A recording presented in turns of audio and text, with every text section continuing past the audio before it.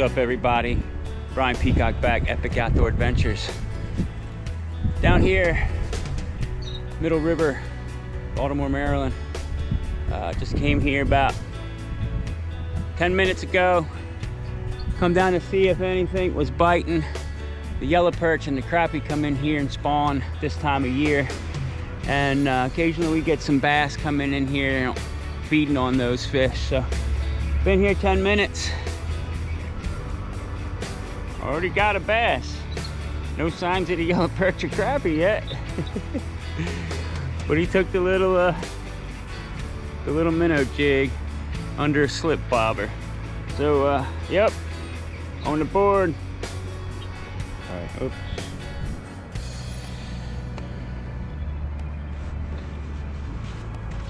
Back in it goes.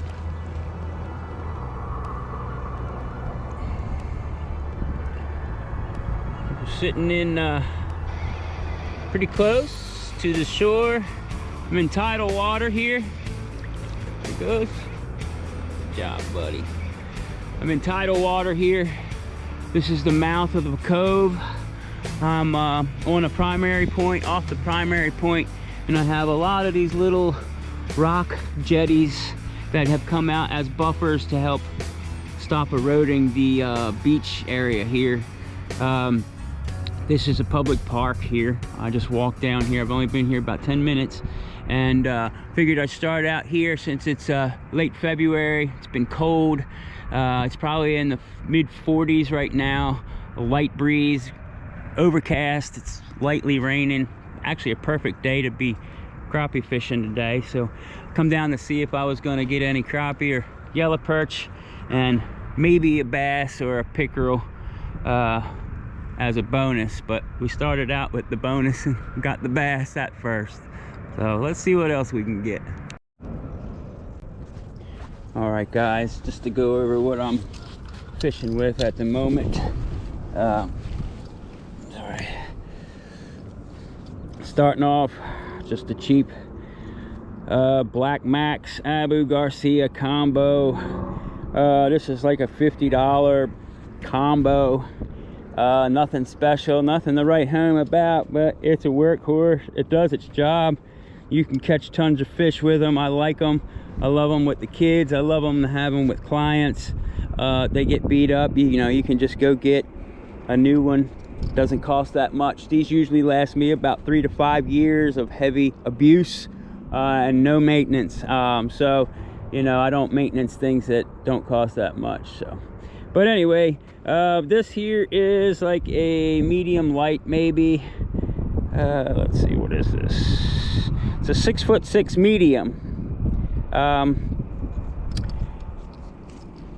have 6-pound test mono, Stren mono, in the green camo low vis. I have a bobber stop, which is a piece of string that you put on and you tie a knot onto there, and it holds onto the line, and you can slide it up and down the line to be able to create how deep you want your bait to go. We got a slip bobber that can slide up and down the line freely to that stop and then stop, and then we have a small swivel to stop the bobber, keep it away from the hook. We have about a 2-foot leader of the same mono, down to a 1/16 ounce crappie jig head with one of these little straight tail minnow crappie lures on there. We have a blue flake, silver flake, gray smoke body, and a chartreuse tail. And I have this set for about 4 or 5 foot deep right now, and I just caught that fish as I was coming in right to where the drop off is. So it was sitting right on the drop off to the deep water where the weeds are and where it shelves up into this sandy flat with all these rocks. So he was, I don't know if he was up in the shallow or if he followed it up deep, but right when I hit that and I started dragging bottom, that fish took and I caught that fish. So let's see if we can keep going. There's a turtle out there, which is a great sign. I'm really slow fishing this, throwing it out, letting it just sit. I'm letting that wind just bob it up and down and just carry it, and then I pop it every now and then, a couple little pops, let it sink back down to that bobber stop. Pretty much I'm doing nothing with it. I'm letting the wind do it and the ripples of the water do all the work of it, and letting that little tail and just go like this. Fish aren't too active this time of year, unless you get a little warm-ups. So they tend to not be very aggressive. So you got to slow down, lower, smaller baits, slower movements, very subtle takes. You won't see that bobber go down a lot of times. A lot of times it'll just, you'll go to move it and it'll feel like it's stuck on some weeds or rocks.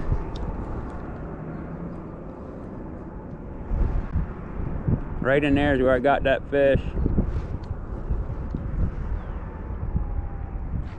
Great sign to catch a bass in here.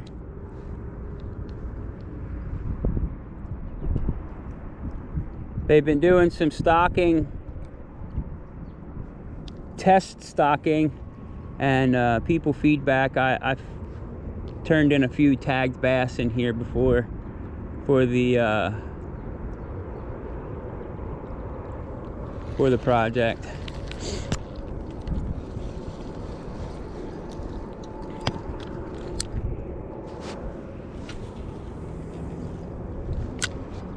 I typically like to throw this upwind and let it come back to me or back across me, just so it doesn't create a really big bow in the line, and the current of the water and the wind dragging your lure up off the bottom where you down where you want it. Oh, I thought that was a bite.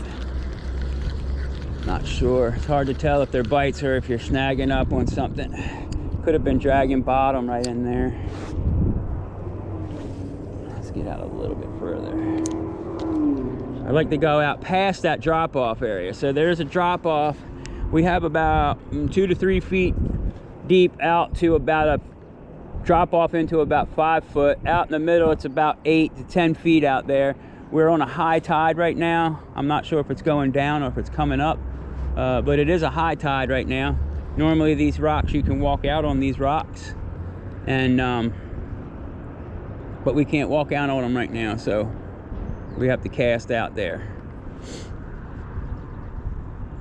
Tidal fishing can be a lot different than impoundments like lakes and reservoirs, ponds. Fish act a lot different in tidal water.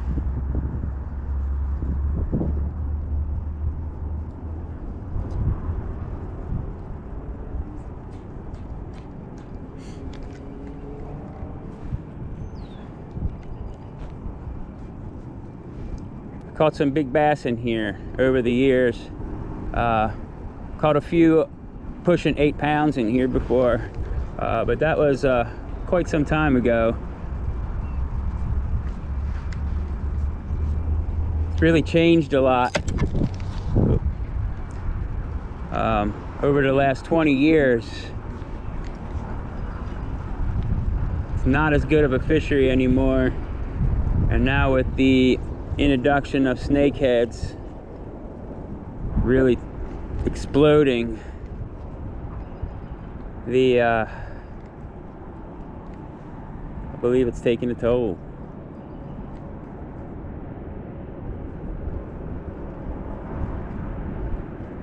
We are jigging this, but we're barely jigging it, so we're just making it move a little bit as we work it in. There's some big crappie in here too.